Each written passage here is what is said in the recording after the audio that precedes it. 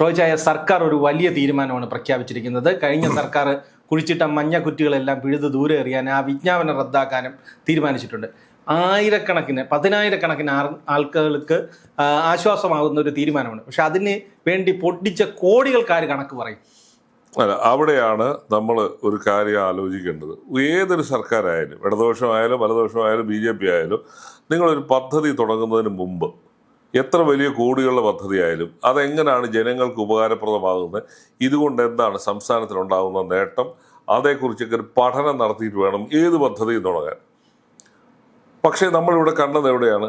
ഒരു സർക്കാർ ഒരു ദിവസം, ഈ പിണറായി വിജയൻ സർക്കാർ ഒരു ദിവസം സുപ്രഭാതത്തിൽ 2021 തുടർ ഭരണത്തിൻ്റെ ഭാഗമായി തിരിച്ചു വന്നതിന് ശേഷമാണ് ഒരു സുപ്രഭാതത്തിൽ ഒരു പദ്ധതി അങ്ങ് പ്രഖ്യാപിക്കാൻ. ഇതിനെക്കുറിച്ച് പ്രാഥമിക പഠനങ്ങളില്ല, അതിന് വരുന്ന സാമ്പത്തികത്തെക്കുറിച്ച് അറിവില്ല, എന്തുമാത്രം ഭൂമി വേണമെന്നുള്ളതിനെക്കുറിച്ച് അറിയില്ല, ഒന്നുമില്ലാതാണ് ഒരു സുപ്രഭാതത്തിൽ ഒരു പദ്ധതി അങ്ങ് പ്രഖ്യാപിക്കുക. പദ്ധതി പ്രഖ്യാപിച്ചിട്ട് അതിനുവേണ്ടിയുള്ള, അതും ദ്രുതഗതിയിലാണ് നടക്കുന്നത്. അതിനെക്കുറിച്ചുള്ള സർവേയോ, ഒരു റെയിൽ പദ്ധതിക്ക് ആവശ്യമായ ഒരു തരത്തിലുള്ള സർവേയോ പഠനങ്ങളോ ഒന്നും നടത്താതെയാണ് ചാടിക്കേറി ഈ റെയിൽ എന്ന് പറയുന്ന ഒരു പദ്ധതി, അത് സെമി ഹൈസ്പീഡ്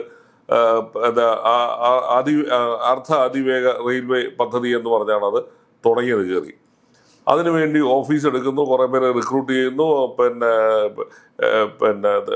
ഈ സർവേക്ക് ആൾ വരുന്നു, ഡൽഹിയിൽ ഏതെങ്കിലും ഒരു ഇതിനകത്ത് ഒരു വിദഗ്ധ പരിചയമുള്ള ഒരു ഏജൻസി ഒന്നും ഏൽപ്പിക്കാതെ തട്ടിക്കൂട്ട് കക്ഷികളെ കൊണ്ടൊക്കെയാണ് ഇത് തുടക്കത്തിലൊക്കെ തുടങ്ങുകയൊക്കെ ചെയ്തത്. ഈ ഇന്ത്യൻ റെയിൽവേയിൽ തന്നെ ഒരു ഇടത്തരം ഒരു ഉദ്യോഗസ്ഥനെയാണ് ഇവിടെ കൊണ്ടുവന്ന് ഇതിനെ ചുമതല ഏൽപ്പിക്കുകയൊക്കെ ചെയ്ത്.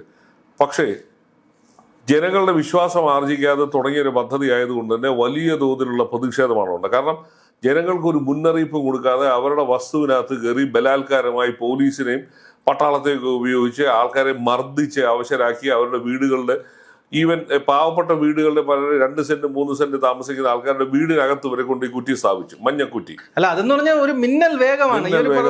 പദ്ധതി പ്രഖ്യാപിക്കുന്നു, ഓഫീസ് തുറക്കുന്നു, സർവേർ വരുന്നു, കുറ്റിയിടുന്നു, ഇതെല്ലാം കണ്ണടച്ച് തുറക്കുന്നുമ്പേ നടന്നു. അപ്പൊ എന്നിട്ട് ഇങ്ങനെ ഒരു വലിയൊരു അതിക്രമമാണ് ജനങ്ങളുടെ മേൽ നടത്തിയത്. അപ്പം ഈ 2-3 സെന്റ് സ്ഥലം, അല്ലെങ്കിൽ 5 സെന്റ് 10 സെന്റ്, അല്ലെങ്കിൽ 1 ഏക്കർ 2 ഏക്കർ ഉള്ളവരുടെ വസ്തുവിൻ്റെയൊക്കെ നടുക്കാണ് കൊണ്ടിട്ടിട്ട് അവർക്ക് ആ വസ്തു കൊണ്ട് ഒന്നും ചെയ്യാൻ വയ്യാത്ത സ്ഥിതി. ഏതാണ്ട് 3000 ഏക്കർ ഭൂമി ഇത്തരത്തിൽ എടുത്തു വെച്ച് കഴിഞ്ഞു. എന്നിട്ട് ആ ഭൂമി നോട്ടിഫൈ ചെയ്തു, അത് സർക്കാരിലേക്ക് ഏറ്റെടുക്കുന്നതായിട്ട് പ്രഖ്യാപിച്ചു. അവർക്ക് കോമ്പൻസേഷൻ കൊടുത്തിട്ടില്ല, ഒന്നും ചെയ്തില്ല. ഈ കുറ്റിയിടിയിലാണ് നടന്നത്. കുറ്റിയിട്ടത് മാത്രമാണോ? പ്രതിഷേധിച്ച ജനങ്ങളെ അതിമാരകമായി, അതിഭീകരമായിട്ടാണ് മർദ്ദിച്ച് അവശയാക്കിയത്. എന്നിട്ട് ഈ CPM-കാരോട് ഇറങ്ങിയാണ് ഈ ഉദ്യോഗസ്ഥന്മാരുടെ കൂടെ നിൽക്കുകയും ആ പദ്ധതി നടപ്പാക്കും എന്ന്. മുഖ്യമന്ത്രിയുടെ ധാർഷ്ട്യം ഒരു വഴിക്ക്, താഴെയുള്ള ഈ കുട്ടി സഖാക്കളുടെ ധാർഷ്ട്യം വേറൊരു വഴിക്ക്, അങ്ങനെ മൊത്തത്തിൽ ജനങ്ങളുടെ ഇടയിൽ വലിയ ഭയാനകമായ അന്തരീക്ഷം സൃഷ്ടിച്ചിട്ടാണ് ഈ പദ്ധതി തുടങ്ങിയത്. എന്നിട്ടോ കാര്യമായ യാതൊരു നീക്കവും നടത്താൻ കഴിഞ്ഞില്ല. ഒന്നും നടത്താതെ കേന്ദ്ര സർക്കാരിന് അനുമതി കിട്ടിയില്ല, അതിനുവേണ്ടിയുള്ള മറ്റ് പ്രവൃത്തികളൊന്നും പൂർത്തിയാക്കാൻ പറ്റിയില്ല, പാരിസ്ഥിതിക പഠനങ്ങൾ ഉണ്ടായില്ല, ഒന്നും ഉണ്ടായില്ല. വെറുതെ കേരളത്തിന്റെ നടുവിലൂടെ വലിയൊരു ഡാം പോലെ വലിയൊരു കെട്ടിപ്പൊക്കി ഒരു മലയുണ്ടാക്കി അതിന്റെ മേളിൽ കൂടെ വണ്ടി ഓടിക്കുമെന്നൊക്കെയാണ് പറഞ്ഞത്. അതായത് വിദഗ്ധരെ കൊണ്ട് ഒരു തരത്തിലുള്ള സർവേ നടത്തില്ല. ഈ പദ്ധതിക്കെതിരായിട്ട് ശക്തമായ പ്രതിഷേധം എഴുതിയ ഒരാളാണ് ഇന്ത്യയിലെ ഈ മെട്രോ റെയിലുകൾക്കൊക്കെ തുടക്കം കുറിച്ച് ശ്രീധരനെ പോലുള്ള വിദഗ്ധരുടെ ഒന്നും അഭിപ്രായം പരിഗണിക്കാതെയൊക്കെയാണ് ഇതിനുവേണ്ടി ഇറങ്ങിത്തിരിച്ച്. അങ്ങനെ ഒരു ഭീകര അന്തരീക്ഷം, സ്ത്രീകളും കുഞ്ഞുങ്ങളും അടക്കമുള്ള ധാരാളം പേരാണ് പോലീസ് അടിച്ച് മർദ്ദിച്ച് അവശരാക്കിയത്. ഇവിടെ ഈ മല്ലപ്പള്ളിക്കടുത്ത് മാടപ്പള്ളി എന്ന് പറയുന്ന സ്ഥലത്താണ് ഒരു അമ്മയും കുഞ്ഞിനെയും അടിച്ച് ഇതാക്കി. അതേപോലെ തന്നെ മംഗലപുരത്തെ പ്രായമായ ദമ്പതികളെ അടിച്ച് അവശയാക്കി. ചെങ്ങന്നൂര് കിടപ്പാടം 2 സെന്റ് സ്ഥലമുള്ള ഒരു മറിയ എന്ന് പറയുന്ന ഒരു അമ്മച്ചിയുടെ വീടിനകത്ത് കൊണ്ടുപോയി ഇതിടുന്നു. അങ്ങനെ സർവത്ര അതിക്രമമായിരുന്നു. സ്വാതന്ത്ര്യ സമരകാലത്ത് നമ്മൾ കേട്ടിട്ടുള്ളൂ ബ്രിട്ടീഷ് പട്ടാളം ജനങ്ങളെ അടിച്ചൊതുക്കുന്നു എന്ന് പറയുന്നത്. അതിന് സമാനമായ രീതിയിലാണ് ഈ പദ്ധതിക്ക് വേണ്ടി ആൾക്കാരെ തല്ലി അടിച്ചൊതുക്കുകയും പിടിക്കുകയും ഒക്കെ ചെയ്ത്. അങ്ങനെ വലിയ പ്രതിഷേധം ഉണ്ടായി. ആ പ്രതിഷേധത്തിന്റെ അതിന് നേതൃത്വം കൊടുത്ത പ്രതിപക്ഷമായിരുന്നു. പ്രതിപക്ഷം ആ സമരം ഏറ്റെടുക്കുകയും ഉമ്മൻചാണ്ടിയും രമേശ് ചെന്നിത്തലയും ഈ VD സതീശനും കൂടാണ് സംസ്ഥാന തലത്തിൽ UDF ഈ സമരം ഏറ്റെടുക്കുന്നതിന്റെ ഭാഗമായി മല്ലപ്പള്ളിയിൽ പോയി ഈ സമരത്തിന് പിന്തുണ പ്രഖ്യാപിച്ച ഒരു സമരരംഗത്തേക്ക് UDF ഇറങ്ങി. അതിന്റെ ഭാഗമായി UDF സംസ്ഥാനത്തുടനീളം തന്നെ ഈ മഞ്ഞക്കുറ്റി പിഴുതെറിയുകയും അതിൻ്റെ മേൽ പോലീസുമായിട്ട് പലയിടത്തും ഏറ്റുമുട്ടലുകൾ, അടിയും പിടിയും ബഹളമൊക്കെ ഉണ്ടായി. അങ്ങനെ ഇത് കുറേ നാളുകളായിട്ട് ഈ പദ്ധതി സ്തംഭിച്ച് കിടക്കുകയായിരുന്നു. അപ്പോൾ കേന്ദ്ര സർക്കാർ ഒരു തരത്തിലും അനുമതി കൊടുക്കുന്നില്ല എന്നൊരു ഘട്ടം വന്നപ്പോഴാണ് അത് ഈ 2025 അവസാനമാണ് ഈ പദ്ധതി പ്രായോഗികമല്ല എന്ന് പറഞ്ഞ് സർക്കാർ തന്നെ അത് ഉപേക്ഷിച്ചത്. പക്ഷെ ഉപേക്ഷിച്ചിട്ടും ഈ പാവങ്ങളുടെ ഭൂമി ഡീനോട്ടിഫൈ ചെയ്യാനുള്ള ഒരു മനസ്സ് ഈ ഇറങ്ങിപ്പോയ സർക്കാർ കാണിച്ചില്ല. അപ്പം അതിൻ്റെയൊക്കെ ഒരു എന്താ പറയുക, ജനങ്ങളുടെ ഒരു റിയാക്ഷനാണ് നമ്മൾ തിരഞ്ഞെടുപ്പിൽ കണ്ടത്. കാരണം ഈ മഞ്ഞക്കുറ്റിക്ക് വേണ്ടി കല്ലിട്ട പ്രദേശങ്ങളിലെ ജനങ്ങൾ മുഴുവൻ UDF നിരനിരയായിട്ട് വന്ന് വോട്ട് ചെയ്ത് അവരുടെ സ്ഥാനാർത്ഥികളൊക്കെ ജയിപ്പിക്കുന്നതാണ് കണ്ടത്. ഒരു തരത്തിലുള്ള ദാക്ഷിണ്യവും ഈ സർക്കാരിനോട് കാണിച്ചില്ല എന്നുള്ളതാണ് നമ്മൾ മനസ്സിലാക്കുക. കാരണം ഇതിനകത്ത് ഏറ്റവും വലിയൊരു വിക്ടിമായിട്ട് വന്നത്, ഏറ്റവും കൂടുതൽ ഇതിനകത്ത് പാവപ്പെട്ട സ്ത്രീകളാണ് ഈ സമരരംഗത്തുണ്ടായത്. കാരണം അവരുടെയൊക്കെ അവർ അധ്വാനിച്ചുണ്ടാക്കിയ വീടുകൾ, ഭൂമിയൊക്കെ നഷ്ടപ്പെടുന്ന ഒരു സ്ഥിതിവിശേഷം വന്നപ്പോൾ സ്വാഭാവികമായി സ്ത്രീകൾ, കേരളത്തിലെ സ്ത്രീകൾ അങ്ങനെ സാധാരണ സമരരംഗത്തേക്ക് വരുന്ന പതിവില്ല. പക്ഷേ കേരളത്തിലുടനീളം ഈ സമരത്തിന് നേതൃത്വം കൊണ്ട് സ്ത്രീകളായിരുന്നു. അവരുടെ പ്രതിഷേധമാണ് UDF ഏറ്റെടുത്തത്. അപ്പൊ അതായിരുന്നു ആ സമരത്തിന്റെ ഒരു വലിയ ഒരു റിയാക്ഷൻ ഉണ്ടായെന്ന് പറയുന്നത്. അല്ല, ഈ പ്രതിഷേധം കണ്ട് ഈ കേരയിൽ എന്ന് പറഞ്ഞ പദ്ധതി നിശ്ചലാവസ്ഥയായെങ്കിലും അതിനിടയിൽ തന്നെ ഏകദേശം 100 കോടി രൂപയ്ക്ക് മേളിൽ ഖജനാവിൽ നിന്ന് ചെലവായി കഴിഞ്ഞു. അത് തന്നെ, അത് ഞാൻ പറഞ്ഞു. പിണറായി വിജയന്റെ സർക്കാർ ഒരുപാട് ഇങ്ങനെയുള്ള ധൂർത്തുകൾ കേരളത്തിൽ ചെയ്തിട്ടാണ് പോയത്. കാരണം പിണറായി വിജയന്റെ ധാർഷ്ട്യം നടപ്പാക്കണം, അതിനുവേണ്ടി ആരെ തല്ലാനും കൊല്ലാനും തയ്യാറായി നിൽക്കുന്ന ഒരവസ്ഥയായിരുന്നു അദ്ദേഹം ഉണ്ടായത്.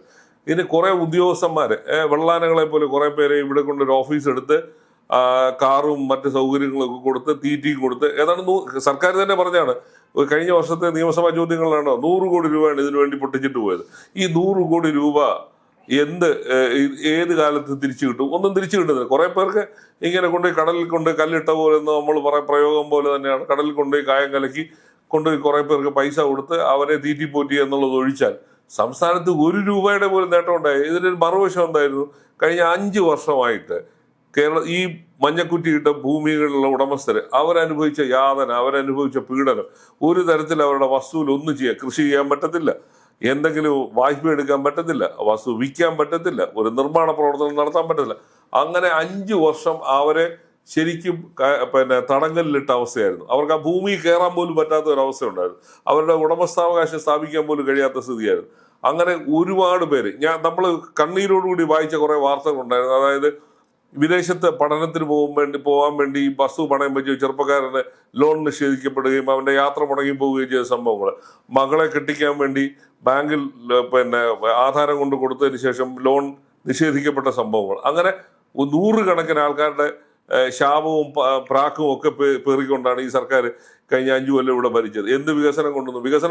എന്ത് കാര്യത്തിനും വികസനം കൊണ്ടുവന്നു. ഒരു വികസനവും അതിന്റെ ഫലപ്രാപ്തിയിൽ എത്തിക്കാനോ ജനങ്ങൾക്ക് ഗുണകരമായ ഒരു പദ്ധതി നടപ്പാക്കാനോ ഒന്നും കഴിഞ്ഞിട്ടില്ല. കേരളത്തിൽ ജനങ്ങൾ റെയിൽവേക്ക് വേണ്ടി ഏതെല്ലാം കാലത്ത് ഭൂമി വിട്ടുകൊടുത്തിട്ടുള്ളതാണ്. ഏറ്റവും ഒടുവിൽ വന്ന പദ്ധതിയാണ് നമ്മുടെ ഈ തീരദേശ റെയിൽവേ. അതിനുശേഷം കാര്യമായ മേജർ പദ്ധതികളൊന്നും കേരളത്തിൽ വന്നിട്ടില്ല. അങ്ങനെ വികസനത്തിന് ഒരിക്കലും തടസ്സം നിൽക്കാത്ത ഒരു ജനതയുള്ള നാട്ടിലാണ് അതിക്രമിച്ച് കയറി അവരുടെ പറമ്പിനകത്ത് കയറി കുറ്റിയിട്ടതിന് ശേഷം ഇത് സർക്കാർ ഏറ്റെടുത്ത ഭൂമിയാണെന്ന് പറഞ്ഞ് അവരുടെ മേൽ അതിക്രമം നടത്തിയ ഒരു സർക്കാരായിരുന്നു. കാരണം ഇതിനൊന്നും പിണറായി വിജയൻ യാതൊരു പശ്ചാത്താപവും ഇല്ലായിരുന്നു. CPM പശ്ചാത്താപവും ഇല്ലായിരുന്നു. ഇതൊക്കെ വരുമ്പോഴേ ന്യായീകരണത്തിന്റെ കണക്കുകളാണ് പറഞ്ഞുകൊണ്ടിരിക്കുന്നത്. ഒരു വിഡ്ഢിത്തരം മാത്രം വിളമ്പുന്ന ഒരു CPM സംസ്ഥാന സെക്രട്ടറി, അതിന് ജയ പാടുന്ന കുറെ അണികളും, ഇങ്ങനെ മൊത്തത്തിൽ ജനങ്ങളെ അധിക്ഷേപിക്കുകയായിരുന്നു ഈ പദ്ധതി കൊണ്ട് അവർക്ക് ഉണ്ടായത്. ഒരു നേട്ടവും ഉണ്ടായില്ല. ഈ 100 കോടിക്കണക്കിന് രൂപ ചെലവഴിച്ച് കുറെ CPM സഹാക്കളെ തീറ്റിപ്പോറ്റി എന്നൊഴിച്ചാൽ കേരളത്തിൽ കേരളയിലും വന്നില്ല, സിൽവർ ലൈനും വന്നില്ല, ഒന്നും വന്നില്ല. അതേപോലെ ഒരു വെള്ളാനെയാണ് ഇനി കണക്ക് അന്വേഷിച്ച് പോകേണ്ടതാണ്. K-Phone എന്ന് പറയുന്ന ഒരു തട്ടിപ്പ് സെറ്റപ്പ്. സ്വകാര്യ കമ്പനികളുടെ കയ്യിലാണ് ഇന്ത്യയിലെ ഇന്റർനെറ്റ് എന്ന് പറയുന്നത്. അതിൻ്റെ ഇടയിലോട്ടാണ് ഇങ്ങനൊരു തട്ടിക്കൂട്ട് കൊണ്ടുവന്നത്. എന്നിട്ടോ ഒരു 10,000 പേർക്ക് പോലും കണക്ഷൻ കൊടുത്തിട്ടില്ല. ഇതാരും വാങ്ങുന്നുമില്ല. സർക്കാർ ഓഫീസുകൾ വാങ്ങണമെന്ന് നിർബന്ധമായിരുന്നു. അവിടെ വാങ്ങിയാൽ ഒട്ട് പണി നടക്കാത്ത സ്ഥിതിയില്ല. 2Gയുടെ സ്പീഡ് പോലും ഇല്ലാത്ത സ്ഥിതിയിലാണ് K-Phoneന്റെ പല സാധനങ്ങൾ. അങ്ങനെ പൊതുപണം തോന്നിവാസം ചെലവഴിക്കുകയും തോന്നിയ രീതിയിൽ പൈസ ചെലവാക്കുകയും ചെയ്ത ഒരു സർക്കാരായിരുന്നു ഇവിടെ ഉണ്ടായത്. ഏതായാലും VD സതീശന്റെ സർക്കാർ വന്ന ഏറ്റവും ജനോപകാരപ്രദമായ ഒരു തീരുമാനമാണ് ഇന്ന് എടുത്തിരിക്കുന്നത്. അത് ഈ സർക്കാരിന്റെ തുടക്കം തന്നെ ഒരു ജനപക്ഷ സർക്കാരായി ആണ് എന്നുള്ളതിന്റെ ഒരു തുടക്കമാണ്. കാരണം എന്ന് പറഞ്ഞാൽ ആദ്യം മന്ത്രിസഭാ യോഗം കഴിഞ്ഞപ്പോൾ ആശമാരുടെ കാര്യം പറഞ്ഞു. ഇപ്പോ വളരെ വലിയൊരു ആവശ്യം പരിഗണിച്ച് അതിനുള്ള ഒരു തീരുമാനം എടുത്തു. അതേപോലെ തന്നെ PSCയുടെ കാലാവധി, റാങ്ക് ലിസ്റ്റിന്റെ കാലാവധി നീട്ടിക്കൊടുത്തു. അല്ല, ഞാൻ പറഞ്ഞ അങ്ങനെ വേണം ഒരു സർക്കാർ. ഏത് പാർട്ടിയുടെ സർക്കാരായി നിങ്ങൾ ജനങ്ങളുടെ ഭാഗത്ത് ജനങ്ങളുടെ ആവശ്യങ്ങൾ കേൾക്കുന്നില്ലെങ്കിൽ നിങ്ങളെ ജനങ്ങൾ കടലിലെടുത്തെറിയും. ഒരു ജനാധിപത്യം നിൽക്കുന്ന രാജ്യത്ത് ജനാവകാശങ്ങളും ജനകീയ വികാരങ്ങളുമാണ് മാനിക്കേണ്ടത്. പിണറായി വിജയൻ ഒരു ഏകാധിപതിയെ പോലെ, ഹിറ്റ്ലറെ പോലെ, മുസോളിനിയെ പോലെയൊക്കെയാണ് ഭരണം നടത്തിക്കൊണ്ട്. ഞാൻ പറയുന്നത് നിങ്ങൾ കേട്ടോണം. അതിനപ്പുറത്തേക്ക് വേറെ ആരും ചോദ്യം ചോദിക്കാൻ പാടില്ല. സ്വന്തം അണികളോട് പോലും അതാണ് ചെയ്തുകൊണ്ടിരുന്നത്, അല്ലേ? ഒരു ചോദ്യം ചോദിക്കാൻ വന്ന മനുഷ്യനോട് പോലും പറയുന്നത് നിങ്ങൾ വീട്ടിൽ പോയി ചോദിച്ചാൽ മതി. അപ്പൊ ഈ ധാർഷ്ട്യം നിങ്ങൾ അവസാനിപ്പിക്കണം എന്നുള്ള സാധാരണക്കാരന്റെ വികാരം കേൾക്കാൻ കഴിഞ്ഞില്ല. സതീശന്റെ സർക്കാരിന് ഉണ്ടായ ഈ കഴിഞ്ഞ 3-4 ദിവസം കൊണ്ടുണ്ടായത് അവർ ജനപക്ഷത്ത് നിൽക്കുന്നു, ജനങ്ങളെ ചേർത്ത് പിടിക്കുന്നു എന്നുള്ള വലിയ പ്രതിപക്ഷത്തിരുന്നപ്പോ പറഞ്ഞതെല്ലാം നടപ്പിലാക്കുന്നു. അതങ്ങനെ വലിയ സന്ദേശം കൊടുക്കാൻ കഴിയും. കേരളത്തിലെ 10,000-കണക്കിന് ആൾക്കാരെ ബാധിക്കുന്ന ഒരു അനാവശ്യ പദ്ധതിയാണ് വേണ്ടാന്ന് വെച്ചതും അതിന് വേണ്ടി ഭൂമി എടുത്ത് ഡീനോട്ടിഫൈ ചെയ്യുകയും അവർക്കെതിരെ എടുത്ത കേസുകളെല്ലാം. അതാണ് അതിനകത്തെ ഒരു സുപ്രധാനമായ മറ്റൊരു തീരുമാനം. ഈ സമരക്കാർക്കെതിരെ എടുത്ത കേസുകൾ പിൻവലിക്കാൻ കോടതിയോട് ആവശ്യപ്പെടുകയും അത് സംബന്ധിച്ചുള്ള നിയമ നടപടികളിൽ കടക്കാനും തീരുമാനിച്ചു. അങ്ങനെ അങ്ങേയറ്റം ജനോപകാരപ്രദമായ ഒരു 2-3 തീരുമാനങ്ങളാണ് ഈ കഴിഞ്ഞ ദിവസങ്ങളിലൊക്കെ എടുത്തത്. സർക്കാരിന്റെ ജനപിന്തുണ കൂടുകയും അതൊരു ജനകീയ സർക്കാരാണെന്ന് ഓരോ ദിവസവും എസ്റ്റാബ്ലിഷ് ചെയ്യാനും കിട്ടുന്ന ഒരു അവസരമായിട്ടാണ് ഇതിനെ കാണേണ്ടത്.